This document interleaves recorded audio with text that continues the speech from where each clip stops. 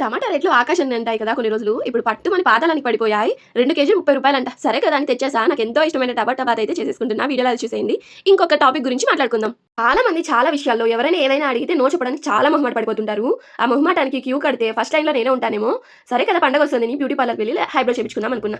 ఆవిడేమో హైబ్రో చేయకుండా "అదేంటి మేడం కాళ్ళు కర్రీగా ఉన్నాయి. పెడిక్యూర్ చేసేదా?" అని అడిగింది. సరే మొహమాటానికెళ్ళి నో అని చెప్పలేక చేసేయండి అన్నా. రూ. 50తో వెళ్ళేదని 500 దాకా తెచ్చుకున్నా. ఇది మొహమాటం కాదంటారా? మొహమాటం మీద బుక్ రాస్తే నా దగ్గర స్టోరీస్ ఎన్నో ఉన్నాయి. ఆ స్టోరీస్‌లో ఒకటి చెప్పేస్తా వినేయండి. మొన్న కూడా ఇలాగే పండగని ఒక కొత్త డ్రెస్ కొందామని షాప్‌కి వెళ్ళా. అక్కడ వెళ్ళిన తర్వాత డ్రెస్‌లన్నీ చూస్తుంటే సేల్స్ గర్ల్స్ ఏమో పర్పుల్ కలర్ తీసించింది. నాకెలాగో తెలుసు పర్పుల్ కలర్ అనేది నాకు అస్సలకే నచ్చదు. నాకెలాగో అవ్వదు అని. మొహమాటంకెళ్ళి పల్లికలు ఇచ్చుకుంటూ ఆ పర్పుల్ కలర్‌ని పట్టుకొచ్చా ఇంటికేమో.